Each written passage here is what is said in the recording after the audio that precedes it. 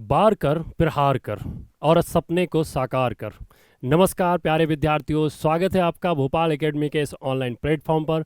मैं हूं आपका सारथी चंद्रकांत शर्मा।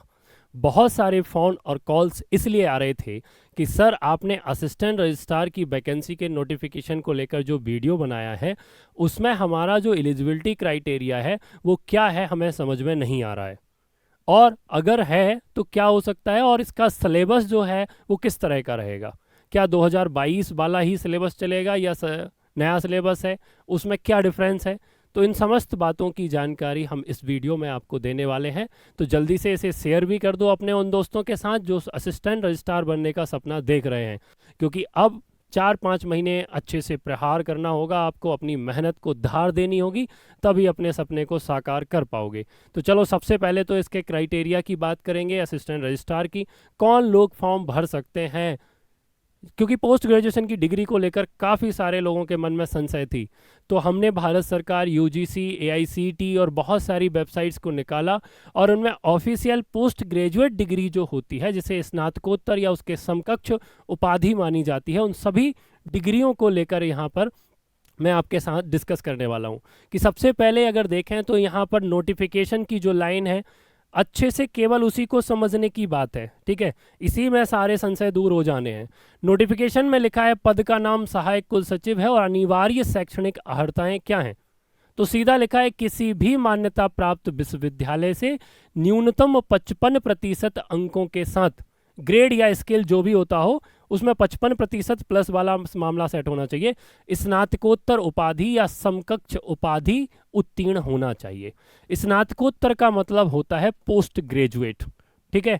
लेकिन यहाँ पर मेरी बात सुनिएगा, पोस्ट ग्रेजुएट, ठीक है ना। पोस्ट ग्रेजुएशन क्या है, स्नातकोत्तर है। अब स्नातकोत्तर के समकक्ष और डिग्रियां क्या हैं।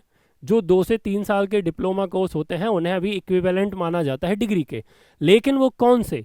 तो भारत सरकार NEHEM, जो कि नेशनल हायर एजुकेशन मिशन, और बहुत सारे इंस्टीट्यूशन हैं, उनकी ऑफिशियल वेबसाइट पर इन डिग्रियों को ऑफिशियली PG डिग्री माना जाता है। तो कौन कौन सी है वो। अगर आर्ट्स स्ट्रीम की हम बात करते हैं, ठीक है, तो MA मास्टर ऑफ आर्ट्स, इसमें आपका history, polity, sociology, public ad, जो सारे सब्जेक्ट आर्ट्स स्ट्रीम के आते हैं वो आ जाते हैं MA वाले। MSW master of social work, ठीक है। जितने लोग MSW वाले मेरे को कॉल मैसेज कर रहे थे, भाई आप फॉर्म भर सकते हो, ठीक है। MSW को ऑफिशियली पोस्ट ग्रेजुएट डिग्री माना जाता है, ठीक है। इसके बाद MGMC, ठीक है, master of journalism and mass communication, इस डिग्री के लोग भी पोस्ट ग्रेजुएट डिग्री के एक्विवेलेंट माने गए हैं, ठीक है। तो ये लोग भी फॉर्म भर सकते हैं, है ना, भर सकते हैं। इस तरह के लोग, इस डिग्री के वाले लोग जो हैं इस फील्ड में नहीं आते हैं, वो पत्रकारिता करते हैं और तमाम तरह की चीज़ें। साइंस स्ट्रीम में देखा जाए तो MSc मास्टर ऑफ साइंस, अब ये किस किस में होती है, तो साइंस के सारे स्ट्रीम, यानी कि फिजिक्स से आपने पढ़ा हो, केमिस्ट्री से पढ़ा हो, मैथमेटिक्स से पढ़ा हो, बीटेक किया हो आपने, कंप्यूटर साइंस से किया हो, डाटा साइंस से किया हो, तो आप साइंस स्ट्रीम से पोस्ट ग्रेजुएट माने जाते हैं। माइक्रोबायोलॉजी से आपने किया हो, आपने लाइफ साइंस से किया हो, जूलॉजी, बॉटनी और लाभ लाभ जो भी सब्जेक्ट होते हैं सबसे, ठीक है। इसके अलावा MTech, तो मास्टर ऑफ टेक्नोलॉजी, ठीक है। MTech आपने किसी भी ब्रांच से किया है, पोस्ट ग्रेजुएट डिग्री है आपके पास, ठीक है। MCA किया है, मास्टर ऑफ कंप्यूटर एप्लीकेशन है, ठीक है, तो ये भी पोस्ट ग्रेजुएट डिग्री है। तो MCA वाले भी पोस्ट फॉर्म भर सकते हैं। इसके अलावा वाणिज्य की बात करें, कॉमर्स की, तो MCOM मास्टर ऑफ कॉमर्स, ठीक है, तो ये भी पोस्ट ग्रेजुएट डिग्री है। MBA वाले तो भैया बहुत ही फ़ोन कर रहे थे, मैसेज कर रहे थे, सर MBA चल रहा है, भर सकते हैं, बिल्कुल भर सकते हो भैया, ठीक है। MBA वाले मास्टर ऑफ बिजनेस एडमिनिस्ट्रेशन और इसकी जितनी भी स्ट्रीम होती हैं, MBA पोस्ट ग्रेजुएट डिग्री है, ठीक है। सब्जेक्ट अलग है, PGDM यानी कि post graduate diploma in management, तो PGDM वाले भी माने जाते हैं। लेकिन जब हम कंप्यूटर की DCA और PGDCA की बात करते हैं तो वो डिप्लोमा होते हैं, डिग्री नहीं होती है, ठीक है। पोस्ट ग्रेजुएट डिप्लोमा होता है कंप्यूटर एप्लीकेशन में, तो डिप्लोमा नहीं है, यहाँ पर डिग्री की बात की है, स्नातकोत्तर की बात की है, ठीक है। तो ये हो गए। इसके बाद इंजीनियरिंग में अगर देखें तो MTech मास्टर ऑफ टेक्नोलॉजी की जितनी भी ब्रांच हैं वो भी पोस्ट ग्रेजुएट डिग्री मानी जाती हैं। अगर हम मेडिकल की बात करें तो MD डॉक्टर ऑफ मेडिसिन, ठीक है, MS मास्टर ऑफ सर्जरी और MCH यानी कि मास्टर ऑफ जो है क्रॉनिकल जो है उसमें। अब ये सारी की सारी चीज़ें अगर देखी जाएँ तो पोस्ट ग्रेजुएट डिग्री मानी जाती हैं भाई। तो आप सभी लोग जो भी इन डिग्रियों के इर्द गिर्द घूम रहे हैं, यदि आपको भरना है फॉर्म, मैं ये नहीं कह रहा कि आप कोचिंग करें या कोचिंग ज्वाइन करें या बाकी सारी, अगर आपको ऐसा लगता है कि आप असिस्टेंट रजिस्ट्रार बनने के लायक हैं, आप बन सकते हैं, तो एलिजिबिलिटी आपकी है। मैं मेनली एलिजिबिलिटी की चर्चा कर रहा हूँ यहाँ पर, ठीक है। अब कुछ लोग आके पोस्ट पर कमेंट करके जाते हैं, सर 10 पोस्ट आएंगे उसमें आप बैच चालू कर रहे हो, है ना, और एमपीपीएससी को सर मानी चाहिए। 10 पोस्ट निकली हैं भैया, 5 भी निकलती हैं, 2 भी निकलती हैं, और कोर्स इसलिए नहीं चालू कर रहे हैं कि हम आपके घर में आपको पकड़ पकड़ के ला रहे हैं कि भैया नहीं नहीं आपको पढ़नी पड़ेगा, है ना। आपके लिए जो सिलेबस दिया है पीएससी ने, अगर आपसे वो सहूलियत से आपसे इकट्ठा नहीं होता, तो हम उसके सपोर्ट में खड़े हो जाते हैं कि ठीक है हमारे पास सिलेबस है, हम आपको उसकी तैयारी करा देंगे। तो ये आपके विवेक पर है, आपको कोर्स ज्वाइन करना है नहीं करना है, तो गंध ना बचाइए कमेंट बॉक्स में आकर, ठीक है। आप इतने फ्री नहीं बैठे हो कि किसी भी यूट्यूब चैनल पर आएंगे और वहाँ पर वीडियो पूरा देखेंगे फिर कमेंट करके जाएंगे। हालांकि स्वागत है, आपकी भी भावना है, आपका भी निराशापन जो नैराश्य है, 1.5 GB डेटा का निराश्य कहीं तो बीतेगा, तो आपका स्वागत है। लेकिन ये है कि जो लोग तैयारी करना चाहते हैं उन्हें रिस्ट्रिक्ट ना करें तो ज़्यादा उचित है, ठीक है। बाकी बुंदेलखंड में हमारे यहाँ कहावत तो है ही कि कौआ के को से ढोर ना मरे, ठीक है, तो फिर तो अलग ही बात है। अब ये तो हो गई हमारी पीजी की बात कि भैया पीजी ये है। अब अगर हम देखें कि भाई साहब अगर ये सब चीज़ें हैं, तो भोपाल एकेडमी, जैसा मैंने कहा था कि हम लोग कोर्स लेकर आ रहे हैं असिस्टेंट रजिस्ट्रार का, जहाँ पर पेपर 1 और पेपर 2 अभी आपको जो है बैच स्टार्ट होने से पहले यानी कि 11 जनवरी तक, ठीक है, बैच 12 जनवरी से स्टार्ट होगा, ठीक है, 12 जनवरी से बैच स्टार्ट है, तो 11 जनवरी तक इस बैच की जो फीस रखी गई है वो 5,000 है। उसके बाद फिर 8,500 इस बैच की फीस हो जाएगी, जो कि कॉम्बो पैक है। कॉम्बो पैक का मतलब है जहां पेपर 1 और पेपर 2 दोनों ही आपको मिल जाएंगे। अगर आप पेपर 2 की अकेली तैयारी करना चाहते हैं, पार्ट ए आपने पढ़ लिया है, काफ़ी सारे लोग सिविल सर्विसेज के जो एस्पिरेंट होते हैं उनको लगता है कि पेपर 1 चूँकि ऑलरेडी वो एमपीपीएससी में पढ़ रहे होते हैं तो 5 यूनिट उनकी अच्छी होती हैं, ठीक है। लेकिन पेपर पार्ट 2 में कुछ चेंजेस है, वो आप भी अलग से पढ़ लीजिए या उनके लिए कोई किताब या वेबसाइट का सहारा लीजिए, जहाँ यूनिट 3 में पॉलिटी में बहुत सारे एक्ट जोड़े गए हैं, गौवंश अधिनियम है या बाकी सारे पर्यावरण संरक्षण जो कि पेमेंट्स में भी है। इसके अलावा ट्राइब्स तो सेम ही है, आईसीटी और robotics, artificial intelligency, cloud computing, robotics, ये सारा थोड़ा सा एक्स्ट्रा है, तो वो उसे भी आप कहीं से देख लीजिए। और केवल आप पार्ट बी अकेला पढ़ना चाहते हैं, यानी कि पार्ट बी यानी कि हायर एजुकेशन जो वाला पार्ट है, केवल आप उसी को देखना चाहते हैं उन इंस्टीट्यूशन बॉडी को, तो इसके लिए पहले 100 स्टूडेंट के लिए 3,999 इसकी फीस होगी, जहां पर पार्ट बी की क्लासेस आपको अकेली मिलने वाली हैं। अगर आपको ये पता है और पार्ट ए ही पढ़ना चाहते हैं तो assistant professor, medical officer, dental surgeon, veterinary assistant surgeon, MPPSC से आने वाले असिस्टेंट रजिस्ट्रार, पंजीयक वाले, कल्चर असिस्टेंट डायरेक्टर या बाकी अन्य परीक्षाओं की अगर आप तैयारी कर रहे हैं, तो एमपीपीएससी के पेपर 1 के लिए, एमपीजी के लिए अभी हमारा बैच चल रहा है, जिसकी फ़ीस हम लोग 3,000 दे रहे थे, लेकिन अभी हमने इसको भी 2,500 कर रखा है आने वाले कुछ दिनों के लिए, ठीक है। तो अगर आप पेपर 1 अकेला भी करना चाहते हैं तो आप ले सकते हैं। इसके अतिरिक्त मैं बता दूं कि लास्ट टाइम जब 13 वैकेंसी आई थी, उन 13 वैकेंसी में भोपाल एकेडमी की टीम ने जब काम किया था, तो मेरे पीछे जो फोटो में आप देख रहे हो, ये हैं अमन अग्रवाल जी, जिन्होंने रैंक 2 प्राप्त की थी। अभी ये शहडोल यूनिवर्सिटी में असिस्टेंट रजिस्ट्रार के पद पर पदस्थ हैं और अपना काम कर रहे हैं, ठीक है। वहीं आप इस तरफ देखेंगे तो ज्योति गराड़े जी, ये भी असिस्टेंट रजिस्ट्रार हो चुके हैं और इनकी यात्रा तो बड़ी मज़ेदार है। ये पटवारी के पद पर रहते हुए असिस्टेंट रजिस्ट्रार को पढ़े हैं, ठीक है, और लगातार इन्होंने पूरे 1-1.5 साल तैयारी की और उसके बाद अपनी जो सफलता है उसे अर्जित किया था और रैंक 10 प्राप्त की थी, और अभी रानी दुर्गावती विश्वविद्यालय में ये असिस्टेंट रजिस्ट्रार हैं। मैं किसी दिन दोनों ही सज्जनों को आपके साथ भी लेकर आऊँगा, जहां हम इनसे बात करेंगे इनकी तैयारी की दिशा को लेकर, क्योंकि रैंक 2 अमन और रैंक 10 ज्योति दोनों ने भोपाल एकेडमी परिवार के साथ मिलकर अपनी तैयारी को बेहतर किया था और इस सफलता को अर्जित किया था। तो हम इन्हें बुलाएंगे और आपके साथ डिस्कस भी करेंगे कि इनकी तैयारी के पड़ाव क्या रहे, किस तरह से तैयारी की और क्या करना चाहिए, क्या असिस्टेंट रजिस्ट्रार के काम होते हैं, अभी इनको कौन कौन से काम करने को मिल रहे हैं। तो बहुत जल्दी ही हम इन दोनों के साथ में एक छोटा सा पॉडकास्ट जैसा जो है वो आपके साथ लेकर आएंगे। तो ये हो गई कहानी भैया। तो अगर आप करना चाह रहे हैं असिस्टेंट रजिस्ट्रार की तैयारी, केवल पार्ट भी आपको 3,999 में अभी मिल जाएगा 11 जनवरी तक।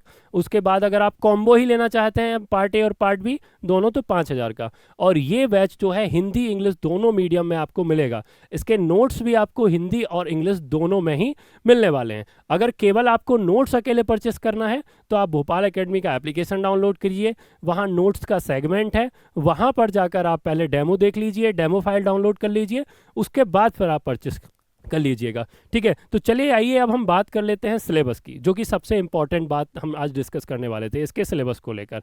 चलिए तो हम आज चर्चा करने वाले हैं सिलेबस को लेकर। ठीक है, एमपी जो मध्य प्रदेश लोक सेवा आयोग है उसकी वेबसाइट पर 2022 के साथ 2025 के सिलेबस को देखा जाए असिस्टेंट रजिस्ट्रार की तो क्या है, तो एक तो पार्ट 1 है जहां पर एमपी जीके है, एमपी की हिस्ट्री है एक यूनिट में जो कि लास्ट टाइम किसी तरह से पूछी जाती थी। आर्ट एंड कल्चर, लिटरेचर, जनजाति ट्राइब्स के जो इम्पोर्टेंट्स व्यक्ति होते थे उनकी बातें होती थी। इस बार उन्होंने केवल इतिहास की बात की है। ठीक है, इसके बाद यूनिट सेकंड जो है एमपी की ज्योग्राफी है, जिसमें राज्य का जितना भी ज्योग्राफिकल इलाका है, उसके अलावा उसके फॉरेस्ट की, मेजर रिवर्स की बात की गई है, मिनरल्स की बात है ना, रेनफॉल है, टेम्परेचर है, फॉरेस्ट प्रोड्यूस्ड है, ठीक है, एनर्जी है, नॉन कन्वेंशियल, कन्वेंशियल। ठीक है, इसके अलावा थर्ड यूनिट जो है वो एमपी पॉलिटी की है और इकोनॉमिक्स की, ये कंबाइन यूनिट की गई है। हालांकि इसमें बहुत कुछ चेंज किया गया है। पहले राज्य का सचिवालय, सेक्रेटरियर, मुख्य सचिव, संभागायुक्त, पुलिस कमिश्नर सिलेबस में नहीं हुआ करता था। इस बार नया सिलेबस है 2024 के बाद से, तो इसमें जोड़ा गया है जिला प्रशासन, नगरीय प्रशासन, स्थानीय स्वशासन, पंचायती राज। तो पंचायती राज और स्थानीय स्वशासन पहले होता था, लेकिन राज्य चुनाव जिला प्रशासन पहले सिलेबस का पार्ट नहीं हुआ करता था। बाकी एक्ट तो हम पहले 2019 से पहले पीएससी में पढ़ते थे। तो SC/ST एक्ट है 1989। इसके अलावा पंचायत अनुसूचित क्षेत्रों पर विस्तार यानी कि पेशा एक्ट दिया है इन्होंने 1986।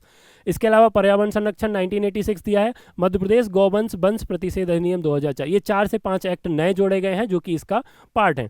इसके अलावा अगर 50 यूनिट इकोनॉमी की बात करें तो मध्य प्रदेश की इकोनॉमी दी है। ठीक है, उसका पूरा का पूरा इकोनॉमी का जो ओवरव्यू है वो है। इसके अलावा SDG गोल है, रूरल है, अर्बन है, उसके डेवलपमेंट की स्थिति है, इंडस्ट्रियलाइजेशन है, उसके डेवलपमेंट, इंफ्रास्ट्रक्चर है, इंफ्रास्ट्रक्चर में भी बेसिक इंफ्रास्ट्रक्चर जो है उसके स्ट्रक्चर, उसके डेवलपमेंट की बात है, एजुकेशन, हेल्थ और स्किल डेवलपमेंट की स्थिति है, SDG गोल है, नीति आयोग की रिपोर्टों के साथ मध्य प्रदेश कैसे काम कर रहा है, ये तमाम बिंदु आपके यूनिट 3 के पार्ट बी में है। वहीं अगर हम 4th यूनिट की चर्चा करें तो मध्य प्रदेश की ट्राइब्स, उसकी आर्ट एंड कल्चर, उनकी जो हारमोनी, ग्लोरियस जो उनकी कल्चर सिस्टम है उसके बारे में डिस्कशन है। स्पेशली एमपी के विशेष तौर पर, जहां पर मध्य प्रदेश की सारी ट्राइब्स, उनके क्षेत्र, उनकी साहित्यिक रचनाएं, जहां किताबों को बार बार पूछा जा रहा है वो सभी आने वाली हैं। यहाँ पर हम बहुत अच्छे से इस यूनिट को पढ़ते हैं, हमने लास्ट टाइम भी बहुत अच्छे से मज़े से तैयार किया था। इसके बाद अगर 5th यूनिट की हम बात करें तो वहाँ पर नेशनल, इंटरनेशनल और स्टेट का करंट अफेयर है। साथ ही इसी में ICT दिया गया है, यानी कि कंप्यूटर को इसी में शामिल किया गया है। मध्य प्रदेश में कंप्यूटर, सूचना संचार प्रौद्योगिकी, E-गवर्नेंस, इसके अलावा artificial intelligency, machine learning, cloud computing, data science और इंटरनेट ऑफ थिंग्स, IoT के बारे में। तो ये 5 यूनिट पेपर 1 की हैं जो कि कॉमन है सभी MPPSC के एग्जाम में। ठीक है, इसके बाद यदि हम बात करें तो जो पेपर पार्ट 2 का सिलेबस है उसकी आगे हम अच्छे से चर्चा करें कि यहाँ पर क्या दिया गया है। ठीक है, तो अगर मैं बात करूँ कि जो पार्ट बी है उसके 100 क्वेश्चन आने वाले हैं। ठीक है, मैं आपको एक चीज़ और बताऊं, लास्ट टाइम मैंने 2 टेस्ट सीरीज बनाई थी असिस्टेंट रजिस्ट्रार के लिए। ठीक है, मतलब हमारी टीम ने 2 असिस्टेंट रजिस्ट्रार की टेस्ट सीरीज बनाई थी। एक असिस्टेंट रजिस्ट्रार की टेस्ट सीरीज तो इतनी अच्छी थी भाई कि उसमें से 64 क्वेश्चन टेस्ट सीरीज से ही थे। ठीक है, 64 क्वेश्चन। बाकी का क्लास के अगर शेड्यूल और पढ़ाए हुए से देखें तो ज़्यादा था, लेकिन टेस्ट सीरीज में इतना अच्छा हमने कोशिश की थी, प्रयास किया था पहली बार एग्जाम को देखते हुए, और काफ़ी कुछ सिमिलरिटी के साथ टेस्ट में क्वेश्चन आए। तो जैसे आप देखें तो पहला जो यूनिट है इस पूरे पेपर की, यूनिट 1 हायर एजुकेशन। अब देखो, जब उच्च शिक्षा क्षेत्र में जाने वाले हैं तो आपको ये तो पता होना चाहिए कि हायर एजुकेशन क्या है, उच्च शिक्षा क्या है। तो उच्च शिक्षा का ढांचा एवं प्रकार, जब हम हायर एजुकेशन की बात करते हैं और शिक्षा के व्यवस्था के तंत्र को देखते हैं तो हम प्राइमरी से लेकर हायर तक जाते हैं, और जब से NEP आई है तब से इस स्ट्रक्चर में चेंजेस भी आए हैं। और ये ढांचा बनने पर भी, ये स्ट्रक्चर तैयार होने, प्राइमरी, सेकेंडरी, टर्सरी, 3 स्टेप में जब धीरे धीरे एजुकेशन का स्ट्रक्चर तैयार हुआ तो उस स्ट्रक्चर के क्या उसके प्रक्रम थे, क्या फेसेस रहे, कौन कौन सी कमेटियां थीं, उन कमेटियों से कैसे ये पूरा स्ट्रक्चर तैयार हुआ, और एंसेंट पीरियड से, गुरुकुल काल से लेकर चाहे लॉर्ड मैकाले तक की जो पॉलिसियां रही हों, चाहे 1831 में आए लॉर्ड मैकाले का एजुकेशन रिफॉर्म हो जहां 1 लाख रुपए शिक्षा पर खर्च किए गए हों, या उससे लेकर बढ़ता हुआ आने वाले जितने भी बुड डिस्पैच रहा हो, है ना, या बाकी के हंटर कमीशन रहे हों, यूजीसी कमीशन रहे हों, मुदलियार कमीशन रहा हो, ठीक है, कोठारी आयोग रहा हो, 1986 का पहला नेशनल एजुकेशन पॉलिसी रहा हो, इसके बाद 92 का एक्शन प्लान रहा हो, तो तमाम तरह की बातें वर्तमान तक। तो इसका स्ट्रक्चर क्या है ना, प्रकार क्या है ना। फिर इसके बाद स्ट्रक्चर, प्रशासनिक ढांचा, उद्देश्य और उत्तरदायित्व कार्यक्रम। यहाँ पर ये बात देखो बहुत अच्छी है और इसको बहुत अच्छे से तैयार किया जा सकता है, ठीक है। मतलब किसका, इन सारी चीजों के बारे में आपको ये स्ट्रक्चर तैयार करना है एक फॉर्मेट में। क्या, यूजीसी, ठीक है, यानी कि जो विश्वविद्यालय अनुदान आयोग है, इसका प्रशासनिक ढांचा क्या है, कितने क्षेत्रों में है, कौन कौन से राज्यों में इसके रीजनल ऑफिस हैं, और तमाम तरह की प्रक्रियाएं, क्या उद्देश्य हैं, क्या करता है, मिशन विजन एक्शन क्या है इसका, ठीक है ना, एमओपी क्या है, मिशन ऑफ प्रोग्राम क्या है इसके, यूजीसी फर्जी यूनिवर्सिटी किसे कहता है, यूजीसी एक्ट क्या है, एक्ट की पूरे सेक्शन क्या है, तमाम तरह की बात। इसके अलावा राष्ट्रीय मूल्यांकन और प्रत्यापन परिषद नेक क्या है, नेक की टीम कहाँ जाती है, कौन कौन से लोग उसे बुला सकते हैं, उसका मूल्यांकन करने का तरीका क्या होता है, हेड ऑफिस कहाँ है, रीजनल ऑफिस कहाँ है, और ग्रेड सिस्टम कैसे चलता है, A grade, B grade, C grade, D grade किस टाइप से मिलती है, ये तमाम तरह की चीज़ें। इसके बाद AICT, है ना, फिर राष्ट्रीय चिकित्सा आयोग यानी कि Indian medical council of India, ठीक है, NTT, है ना, नेशनल टीचर ट्रेनिंग इंस्टीट्यूशन के बारे में, bar council of India, pharmacy. Bharat सरकार के अंतर्गत आने वाले सेंट्रल के समस्त इंस्टीट्यूशनल जो कि बॉडी हैं, जो रेगुलेटरी बॉडी हैं, उन तमाम चीज़ों को यूनिट 1 में दिया गया है, ठीक है, और इनको हम बहुत अच्छे तरीके से पढ़ेंगे। इसके बाद उद्देश्य और कार्यक्रम शिक्षा मंत्रालय के और उससे संबंधित जितनी भी यूनिट हैं उनके। अब इसमें आपके राष्ट्रीय उच्चतर शिक्षा अभियान, जिसे हम लोग रूसा के नाम से जानते हैं, वही रूसा जिसके कारण मध्य प्रदेश में बार बार असिस्टेंट प्रोफेसर की भर्तियां आ रही हैं, ठीक है, क्योंकि उसी के द्वारा फंडिंग प्रोग्राम चल रहे हैं अब काफ़ी सारे। एक कॉलेज एक जिम का कॉन्सेप्ट रूसा का है। किसी कॉलेज की बिल्डिंग नहीं है तो रूसा वर्ल्ड बैंक के साथ मिलकर और पैसा देता है कि भैया आप इंफ्रास्ट्रक्चर खड़ा कर लो, लैब्स बनाता है, तो ये सारे, है ना। इसके अलावा आप देखें तो department of science and technology, ठीक है, ये बहुत इंपॉर्टेंट है ना, डिपार्टमेंट ऑफ बायोटेक्नोलॉजी, है ना, ये सारे इंस्टीट्यूशन जो कि टेक्निकल और नॉन टेक्निकल में काम करते हैं, उनके मिशन विजन एक्शन क्या है, उनका स्ट्रक्चर क्या है, कौन कमिश्नर होता है, कौन मिनिस्टर होता है, इनके एम्स क्या होते हैं, ये तमाम तरह की सिलेबस के पार्ट हम यहाँ पर डिस्कस करेंगे। राष्ट्रीय सूचना केंद्र के उद्देश्य यानी कि NIC जो है, नेशनल इंफॉर्मेशन सेंटर जो है, वो कहाँ से ऑपरेट होता है, पूरे मध्य प्रदेश, पूरे भारत में अनेक स्टेट की जो डिस्ट्रिक्ट मुख्यालय की वेबसाइट्स हैं उनको NIC रेगुलेट करता है। और आज के भारत सरकार ने जो नया डेटा सेंटर बनाने के लिए जो बिल लेकर आए हैं, डेटा बिल, ठीक है, उसके बारे में क्या है, तो ये तमाम तरह की चीज़ें हम इसमें पढ़ेंगे। इंटरनेशनल ऑर्गेनाइजेशन की अगर हम बात करें तो इसमें हमें United Nation Educational Scientific and Culture Organisation के बारे में बात करनी है ना, कॉमनवेल्थ ऑफ लर्निंग के बारे में बात करनी है, बहुत इंपॉर्टेंट टॉपिक है भाई, लास्ट टाइम 2 क्वेश्चन यहाँ से बने, यूनिसेफ, एशियन डेवलपमेंट बैंक और वर्ल्ड बैंक, ये यूनिट 1 का पाठ्यक्रम है। मतलब हायर एजुकेशन का structure and most of regulatory body, controlling body या फिर उसके सबसिक्वेंट बॉडियाँ जितने भी हैं, ठीक है, तो ये आपकी फर्स्ट यूनिट में है। इसके बाद हम यूनिट 2 की बात करें, ठीक है, तो यूनिट 2 में है हायर एजुकेशन जनरल एडमिनिस्ट्रेशन, सामान्य प्रशासन। अब प्रशासन कैसे होता है भैया, तो सबसे पहले अगर हम देखें तो मध्य प्रदेश उच्च शिक्षा, मध्य प्रदेश में लोक सेवा आयोग का जो स्ट्रक्चर है उसकी अगर हम बात करें तो इन्होंने क्या दे रखा, देखो, सामान्य प्रशासन जनरल एडमिनिस्ट्रेशन कौन तैयार करवाता है सबसे ज़्यादा, मध्य प्रदेश लोक सेवा आयोग। MPPSC ये तो आप कॉमनली पढ़ ही चुके हैं, MPPSC का स्टेट में एस्टेब्लिशमेंट कब हुआ, कितने इसके मेंबर होते हैं, कौन चेयरमैन है, कब से कब तक पहली बार बने रहे, अभी कौन है, सदस्यों का कार्यकाल, अध्यक्ष का कार्यकाल, क्या क्या काम होते, कौन कौन सी वैकेंसियाँ कराने का अधिकार है, पदोन्नति के लिए क्या रिकमेंडेशन है, तमाम तरह की बातें, ठीक है, उसके स्ट्रक्चर को।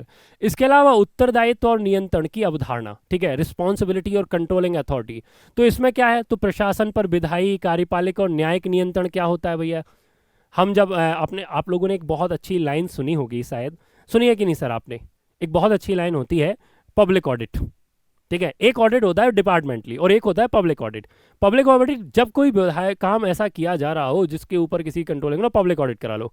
ग्राम पंचायत में कोई काम हो रहे हैं, एक थर्ड पार्टी से ऑडिट कराओ भैया सही किया कि नहीं, जैसे अरविंद केजरीवाल जी जब दिल्ली में सड़क बनवाते थे, मनोज सिसोदिया उस समय पीडब्ल्यू मिनिस्टर, तो वो मोहल्ले के लोगों से पूछते थे भैया सड़क की क्वालिटी अच्छी है, और 100 लोग साइन कर देते थे, तब उसका अप्रूवल करके पेमेंट करते थे। ऐसा सुना है हमने अखबारों से, न्यूज़ चैनल या पेपर से।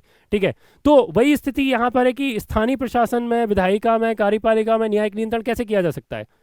तो इसके लिए भैया जैसे विधायिका पर नियंत्रण करना है, कार्यपालिका पर नियंत्रण करना है, क्या नियम है, कौन सी बॉडी है? नागरिक प्रशासन और जन सहभागिता सबसे इंपॉर्टेंट काम। कोई भी अच्छा काम बिना जन सहभागिता के नहीं होता। जितनी ज़्यादा जन भागीदारी उतना अच्छा जो है प्रोडक्टिविटी निकल के आती है। सूचना का अधिकार अधिनियम 2005 कब से लागू हुआ, किस समिति की रिकमेंडेशन पर था, किसने आंदोलन किया था, प्राइमरी आरटीआई कब लगाई जाती है, सेकेंडरी आरटीआई कब लगेगी, कितने दिवस बाद पहला जो आरटीआई इंस्पेक्टर आरटीआई अधिकारी होता है उसकी सैलरी डिडक्ट होती है, कितने महीने तक वो जवाब देने के लिए उत्तरदायी है, और कौन सी जानकारी दी जा सकती है, कौन सी नहीं दी जा सकती। अभी हाल ही में पिछले विगत 2 वर्षों में आरटीआई एक्ट में कौन कौन से चेंजेस किए गए, तो तमाम तरह की बातें हम सूचना का अधिकार अधिनियम 2005 को लेकर पढ़ने वाले हैं। फिर जन शिकायतों के निवारण की मशीनरी, भाई यहाँ से एक क्वेश्चन आना चाहिए, क्योंकि आजकल सबके हाथ में एक चीज़ आ गई है, 181। ठीक है, जब किसी को कुछ भी लगता है भैया शिकायतें कौन सुनेगा, ठीक है, उसके लिए भैया निष्ठा होनी चाहिए, आचार संहिता होनी चाहिए, शिकायत निवारण अधिकारी होनी चाहिए, है ना, जैसे हम लोकपाल या लेकिन, और सीएम हेल्पलाइन।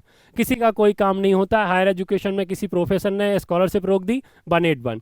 कोई पढ़ा नहीं रहा, 181। गांव में पटवारी नहीं सुन रहा, 181। सीएम हेल्पलाइन इतना बड़ा हथियार हो गया है, और यही क्या है, जन शिकायतों का निवारण करने का एक सबसे बड़ा हथियार, जहां पर रिस्पॉन्सिबिलिटी आती है किसी भी व्यक्ति की कि वो अच्छे से काम करेगा, नहीं करेगा तो शिकायत करने वाला खड़ा हुआ है। हालांकि कुछ शिकायतें झूठी भी होती हैं, लेकिन झूठी शिकायतों की मात्रा कम है और जो असली शिकायतें उनकी मात्रा अधिकांश है। लोक सेवा गारंटी अधिनियम बड़ा इंपॉर्टेंट होता है प्रशासन में, कि हम आपको लाइसेंस बनवाना है, कितने दिन में बन जाएगा, मार्कशीट चाहिए आपको, कितने दिन में मिल जाएगी, ठीक है, आपको आपका आधार कार्ड बनवा वो मूल निवासी बनवाना है, कितने दिन में।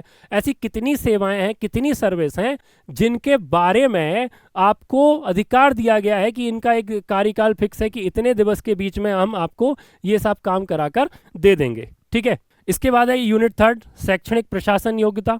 ठीक है, इसके बाद यूनिट 3 है जिसमें इन्होंने दिया है शैक्षणिक प्रशासन की बात कर रहे हैं। अब शैक्षणिक प्रशासन में क्या है, इस यूनिट में अगर देखा जाए शैक्षणिक प्रशासन में, तो इसमें भैया मध्य प्रदेश विश्वविद्यालय अधिनियम 1973 है जो पहली बार विश्वविद्यालयों को रेगुलेट करने के लिए लाया गया। इस 1973 के तहत मध्य प्रदेश में लगभग 6 से 7 यूनिवर्सिटियों का गठन किया गया, जिनमें रानी दुर्गावती, बरकतुल्ला विश्वविद्यालय, अवधेश प्रताप सिंह विद्यालय, देवी अहिल्याबाई विश्वविद्यालय, और उसके बाद इनको और रेगुलेट करने के लिए पश्चवर्ती अधिनियम लाए गए, है ना, पोस्ट एक्ट आए, मतलब इस अधिनियम के ऊपर जो और एक्ट बनते गए उसमें संशोधन होता रहा। इसके अंतर्गत कई सारे रूल्स एंड रेगुलेशन आए, परिनियम और विनियम आने लगे, बाद में अध्यादेश आया, ऑर्डिनेंस बिल लाकर भी कुछ काम किए गए, और इसके बाद महाविद्यालयों की संबंधता और नियुक्तियां तथा शोध। ठीक है, कैसे महाविद्यालयों से संबंधता मिलती है, कैसे वहां पर अपॉइंटमेंट की जाती है, और उसमें रिसर्च के लिए जो है वो क्या है। ठीक है, फिर यूनिट 4 मध्य प्रदेश का शिक्षा प्रशासन, जहां पर मध्य प्रदेश उच्च शिक्षा विभाग के साथ जुड़े हुए संगठनों और उनसे जुड़ी हुई बातों के लिए काम किया जाता है। और इसमें कौन कौन सी चीज़ें हैं, तो विश्वविद्यालय अनुदान आयोग, राष्ट्रीय अध्यापक शिक्षा मतलब इनका मध्य प्रदेश के साथ कनेक्शन क्या, जितनी यूनिट 1 में थी उन्हीं का मध्य प्रदेश के साथ क्या रिलेशन है सारी यूनिट का। क्या मध्य प्रदेश में रीजनल सेंटर है, उनका क्षेत्रीय कार्यालय है, और है तो मध्य प्रदेश में उसी ब्रांच में कौन अभी प्रमुख बना हुआ है मध्य प्रदेश का रीजनल, वो कौन है, और सारे वर्ल्ड बैंक के साथ मध्य प्रदेश का एजुकेशन में क्या चल रहा है, यूनिसेफ के साथ क्या चल रहा है, ठीक है, साइंस और बायोटेक्नोलॉजी के साथ क्या चल रहा है ना, इंडस्ट्रियल रिसर्च के साथ क्या चल रहा है ना, एम्प्री के साथ क्या चल रहा है, ठीक है, बहुत सारी चीज़ें, CSIR के साथ क्या चल रहा है मध्य प्रदेश का रिलेशन, तो ये यूनिट 4 में दिया गया है। यूनिट 5 में विश्वविद्यालय की प्रशासकीय व्यवस्था, जो हम विश्वविद्यालय अधिनियम 1973 पढ़ेंगे, उसी 1973 के तहत विश्वविद्यालय में आने वाले समस्त पद, कुलपति से, कुलाधिपति से लेकर कुल सचिव, सहायक कुल सचिव से लेकर पूरी बॉडी जो है, चाहे वो जितने भी फैकल्टी यानी कि जितने भी संकाय हैं उनके HOD और उन सभी के दायित्व हम यहाँ पर देखने वाले हैं, है ना। विभिन्न विश्वविद्यालयों की समितियों की भूमिकाएं, जो कमेटियां बनाई जाती हैं काम करने के लिए, कोऑर्डिनेशन कमेटी होती है, एक जनरल असेंबली होती है, और ये एक्ट के तहत हम पढ़ेंगे एक्ट के जो सेक्शन 18 हैं, 19 हैं, 21 हैं, 22 हैं, 30 हैं, सारे सेक्शन को हम बहुत अच्छे से पढ़ेंगे और उन्हीं से हम इनको पढ़ेंगे। विद्या परिषद का क्या काम है, उसकी स्थायी समिति क्या काम करती है, सिलेबस डिजाइन कौन करता है, फिर उसे अप्रूवल कौन देगा, जो बाकी के दैनिक काम चाम होते हैं उनके ऊपर अप्रूवल कौन लेगा, 50,000, 50 लाख, 5 लाख से ऊपर की राशि पर कौन काम करेगा, एग्जामिनिंग कंट्रोलिंग कमेटी क्या होगी, जो गुप्त काम करेगी वो कौन सी समिति होगी, रिसर्च के लिए, शोध उपाधि के लिए जो है गवेषणा के लिए कौन काम करेगा, तमाम तरह की कमेंट जो होती हैं न्यायालय प्रक्रिया की समझन की। तो ये यूनिट 5 में है। यूनिट 6 फाइनेंशियल एडमिनिस्ट्रेशन से है, मैनेजमेंट से है, वित्तीय प्रबंधन, बजट, बजट निर्माण, जीरो बजट क्या होता है, जेंडर बजट क्या होता है, जनरल बजट से रेल बजट को अलग कब किया गया, दोनों को कब एक साथ किया गया है ना, और बहुत सारी बजट की बातें, बजट बनाता कौन है, बजट कौन सा विभाग तैयार कराता है ना, उसके प्रमुख कौन होते हैं, तमाम तरह की। फिर इसके बाद ऋण जो है, लोक ऋण किसे कहते हैं, पब्लिक डिबेट किसे कहते हैं। इसके अलावा फिर अनुदान है, ग्रांट जो कि हायर एजुकेशन को मिलता है या बाकी सारी चीज़ों को मिलता है, ठीक है। लोक लेखा समिति होती है, पब्लिक अकाउंट कमेटी होती है, और जो उसके ऊपर नियंत्रण रखती है सरकार के, है ना। स्वायत्त एवं स्वावित्त पोषण का महत्व क्या होता है, ऑटोनोमस बॉडियाँ क्या होती हैं, और वो जब अपनी जनभागीदारी से पैसा इकट्ठी करती हैं तो उसकी क्या रेपोर्टी, वो सब देखेंगे। मध्य प्रदेश भंडार क्रय नियम और सेवा उपार्जन अधिनियम 2015, ये बहुत इंपॉर्टेंट होता है क्योंकि आप असिस्टेंट रजिस्ट्रार बनने वाले हैं भाई, और असिस्टेंट रजिस्ट्रार के पास में प्रशासकीय कामों में खरीदनी और बेचने का भी काम होता है यूनिवर्सिटी में बहुत सारे। तो आपको ये अधिकार अधिनियम पता होना, सेवा उपार्जन अधिनियम पता होना चाहिए कि आप इससे बड़ा बिल नहीं बनाएंगे, एक ही डेट पर 2 अलग अलग अमाउंट के एक ही दुकान के बिल नहीं बनाएंगे, तमाम तरह की चीज़ें। और जेम पोर्टल से आपको खरीदना है तो वो बिल अधिनियम, उसकी सेक्शन क्या है, कौन सी अथॉरिटी होगी जहाँ से आप अप्रूवल लोगे, तमाम तरह की बातें। यूनिट 7 शिक्षण और शोध से है, टीचिंग और रिसर्च से है। रिसर्च एप्टीट्यूड क्या होता है, टीचिंग एप्टीट्यूड क्या होते हैं, उसका नेचर क्या है, एम क्या है, कैरेक्टरिस्टिक्स क्या है, उसकी जो एकदम बेसिक कैरेक्टरिस्टिक्स होती हैं, है ना, बेसिक नीड्स क्या होती हैं, वो क्या है। शिक्षण अभिक्षमता, जो टीचिंग एटीट्यूड है ना, वो क्या है, शिक्षण को प्रभावित करने वाले फैक्टर। इम्पैक्टफुल, जैसे मैं आपके साथ ऑनलाइन जुड़ा हूँ, अब ऑनलाइन टीचिंग में क्या है, अगर लाइट चली जाए, इंटरनेट से कनेक्टिविटी स्लो हो जाए, तो मैं क्या करूँगा। तो ये एक कारक है। अगर मेरी ऑनलाइन क्लास में कोई बैठ जाए बीच में, और मैं अगर ऐसा पढ़ाने में थोड़ा बहुत दिक्कत हो तो मुझे दिक्कत होगी, ठीक है। जैसे कि मेरे एडिटर भाई बैठे हुए हैं या मेरे और भी साथी यहाँ पर बैठे हुए हैं इस स्टूडियो में, तो हो सकता है कि नया टीचर इनको देखकर कंफर्टेबल फील ना करे। क्यों भाई साहब, सही कह रहे हैं ना हम, बोलो। तो ऐसा भी हो सकता है, ये भी इम्पैक्टफुल है। लाइट एक तरफ से आए, एक तरफ से ना आए, सामने से पड़ रहा है लाइट, ठीक है, बहुत सारी चीज़ें हो सकती हैं।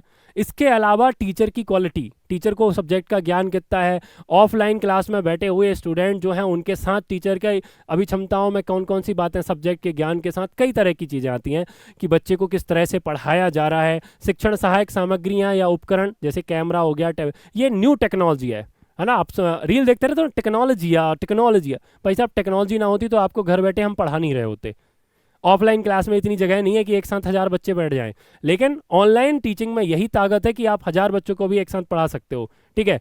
बट ये है कि 2 वे कन्वर्सेशन नहीं होता, उससे कई बार बच्चा क्वेश्चन वैसे नहीं पूछ पाता जो पूछना चाहिए। जैसे आप ही अभी मुझसे क्वेश्चन नहीं पूछ रहे हो, ठीक है, लेकिन बाद में कमेंट डाल के पहुंच सकते हो। तो एक बात ये भी बता दूं मैं कि तुम मुझसे कुछ भी पूछ सकते हो इस वीडियो के नीचे कमेंट में डालकर, ठीक है। मैं जैसे ही मैं कमेंट दूंगा आपके हर बात का रिप्लाई दूंगा जो इस वीडियो में बताई गई है उसको छोड़कर, ठीक है। चलो, तो यहाँ पर मूल्यांकन प्रणाली, एवेल्यूशन जो सिस्टम है वो कैसा होना चाहिए, तो प्री एग्ज़ाम, बाकी के एग्ज़ाम कैसे होते हैं, किस तरह से गुणवत्ता चेक की जा सकती है, पीपीटी प्रेजेंटेशन से, ओरल से, सीसी से, प्रैक्टिस से, रिटन एग्ज़ाम से, कई तरीके होते हैं शिक्षण के कौशल तरीके में। इसके बाद रिसर्च क्या है, तो रिसर्च का अर्थ है, उसकी कैरेक्टरिस्टिक्स क्या है, प्रकार है, शोध में नैतिकता, मोरलिटी क्या होती है रिसर्च में, प्राइमरी डेटा है, सेकेंडरी डेटा है, अगर आपको कहीं से इन्फॉर्मेशन मिली है तो ऐसा नहीं कि मुझे मिला, भाई मेरे टेक्निकल बंदा एक्स बैठा हुआ है, ठीक है, अब मुझे पता चला कि इसको फलानी बीमारी है और मैं अपने रिसर्च में मैंने उसका नाम लिख दिया कि मेरा जो एक्स टेक्निकल बंदा था उसको एड्स है, अब लो इसके बारे में सबको पता चल गया कि भाई इसको एड्स है, अब उसकी तो बदनामी हो जाएगी। तो ऐसे रिसर्च में कई मोरलिटी, कई आदर्श, कई नैतिकताएं होती हैं जहां पर आपको उनका ध्यान रखना होता है। हालांकि वो क्या क्या होती हैं ये मैं आपको क्लास में पढ़ाऊंगा, ठीक है। पिक्चर अभी बाकी है मेरे दोस्त, ये बस टेलर है, ठीक है। इसके बाद यूनिट 8 है, और यूनिट 8 बड़ी मज़ेदार है, जिस व्यवस्था में आप जाने वाले हो, ठीक है। नेशनल एजुकेशन पॉलिसी, है ना, जिसे राष्ट्रीय शिक्षा नीति 2022 का नाम दिया गया है, 20 का नाम दिया गया है, सॉरी। जब जुलाई के महीने में इसे एग्जीक्यूट करने के लिए लाया गया तो मध्य प्रदेश, कर्नाटका और भी जहाँ पर भारतीय जनता पार्टी की प्रशासित सरकारें थीं, उन सरकारों ने फटाक से इसको अडॉप्ट कर लिया और अपने यहाँ पे लागू कर दिया। कुछ ने स्कूल में किया, कुछ ने हायर एजुकेशन में किया, कुछ ने। इसके महत्व क्या है? दृष्टि और संकल्पना। ऐसा क्या प्रोजेक्ट आया कि भारत को विश्व गुरु बनाना है, 2030 तक जेंडर जो हमारा ग्रॉस एनरोलमेंट रेशो है उसे 100% लेके जाना है, ड्रॉप आउट रेट को जीरो करना है। तो तमाम तरह की बातें क्यों लेकर आए संकल्पना में। और सबसे ज़्यादा क्या है? रोजगार परक शिक्षा बनाना है। इसके लिए वोकेशनल एजुकेशन और स्किल डेवलपमेंट पे बहुत काम किया गया। तो वो सारी बातें क्या हो सकती हैं, तो इसे हम देखेंगे यहाँ पर। व्यावसायिक शिक्षा, तकनीकी शिक्षा, विधि शिक्षा, चिकित्सा शिक्षा, सामान्य शिक्षा में क्या अंतर आया, ठीक है, हर एजुकेशन सिस्टम पे स्ट्रक्चर में क्या चेंज किया। जैसे हम स्कूल एजुकेशन की बात करें तो पहले 10+2 चलता था, अब 5-3-3-3-4 कर दिया है, ठीक है। आंगनवाड़ी से लेके बाल वाटिका से लेके और पोस्ट ग्रेजुएशन तक की कहानी। ABC सिस्टम लेकर आ गए हैं, एकेडमिक बैंक ऑफ क्रेडिट, यानी कि जहां पर क्रेडिट होगा, 1 साल पढ़ा एक सर्टिफिकेट मिल गया, 2 साल पढ़े डिप्लोमा मिल गया, 3 साल पढ़े डिग्री मिल गई, 4 साल पढ़े आपको डिग्री के साथ रिसर्च की एबिलिटी मिल गई। तो ये स्ट्रक्चर चेंज हुआ है। कौशल विकास नीति और प्रशासन, जो DDU के मिशन कौशल स्किल डेवलपमेंट की जो स्कीम है, उनके मिशन 4.5 तक, 5.0 तक 1, 2, 3, 4 के लक्ष्य क्या रखे गए, उन लक्ष्यों के साथ क्या टारगेट अचीव किए गए, कौन कौन सी योजनाओं को उन सब में मर्ज कर दी गई, एक योजना बना दी गई। तमाम तरह की बातें हम इस यूनिट में डिस्कस करेंगे। यूनिट 9 है मध्य प्रदेश उच्च शिक्षा और नियामक आयोग। मध्य प्रदेश में हायर एजुकेशन रेगुलेटरी अथॉरिटी कौन कौन सी है, क्या क्या काम कर रही हैं। इतने सारे प्राइवेट एजुकेशन इंस्टीट्यूशन खुलते जा रहे हैं, इनको मान्यता कौन दे रहा है? ये अपने मन मर्जी से मास्टर की, UG की, PG की, इंजीनियरिंग की, मेडिकल की, पैरामेडिकल की फीस बढ़ा देते हैं। इन पर रेगुलेटरी कौन करेगा? तो मध्य प्रदेश ने बनाया अपने यहाँ मध्य प्रदेश प्रवेश एवं शुल्क विनियामक समिति। ये तय करेगी कि शुल्क क्या होगा, कितनी शुल्क से ज़्यादा नहीं ली जा सकती। मध्य प्रदेश निजी विश्वविद्यालय नियामक आयोग, मध्य प्रदेश में जितने भी विश्वविद्यालय हैं उनको मान्यता देने का काम, उनकी फीस पर कंट्रोलिंग करने का काम ये करेगा मध्य प्रदेश निजी विश्वविद्यालय आयोग। तो इसका स्ट्रक्चर क्या है, कौन अध्यक्ष है, कब शुरू हुआ, कौन सा विधेयक आया था, कितने सदस्य होते हैं, उनकी योग्यता क्या है, किसे बनाया जा सकता है, अभी मध्य प्रदेश में कितने निजी विश्वविद्यालय चल रहे हैं, उनकी यूनिवर्सिटियाँ कहाँ कहाँ पर हैं, उनका स्ट्रक्चर। मध्य प्रदेश में मानव अधिकार आयोग और राज्य महिला आयोग, मतलब मध्य प्रदेश के सारे आयोग, ठीक है। मध्य प्रदेश में अनुसूचित जनजाति आयोग, ठीक है। मध्य प्रदेश में अल्पसंख्यक माइनॉरिटी कमीशन, मध्य प्रदेश में OBC कमीशन और मध्य प्रदेश में पिछड़ा वर्ग कल्याण आयोग, जो कि बहुत सारे बच्चों को हायर एजुकेशन को पढ़ने के लिए बढ़ावा देने के लिए बहुत सारी स्कीम लेकर आया है। विदेशों में पढ़ने के लिए भी अगर माइनॉरिटी और OBC वर्ग के बच्चे जाते हैं तो अल्पसंख्यक पिछड़ा कल्याण वर्ग उनको स्कॉलरशिप यानी कि छात्रवृत्ति देता है। तो उसका गठन कब किया गया, कौन अध्यक्ष है, कौन चेयरपर्सन है, हेडक्वार्टर कहाँ पर है, संभागीय मुख्यालय कहाँ पर है और उसके द्वारा चलाई जाने वाली 5 योजनाएं जो कि हैं, तो हम देखेंगे उनको, ठीक है। इसके बाद यूनिट 10 बड़े मजेदार है भाई। पहले का आंसर पहले में छुपा होता है, दूसरे का दूसरे में, तीसरे का तीसरे में, यानी कि गद्यांश और पद्यांश, ठीक है। हिंदी में गद्यांश आधारित बहुविकल्पीय प्रश्न और अंग्रेजी में गद्यांश जिसके भी बहुविकल्पी प्रश्न। एक पैसेज रहेगी हिंदी में, एक रहेगी इंग्लिश में।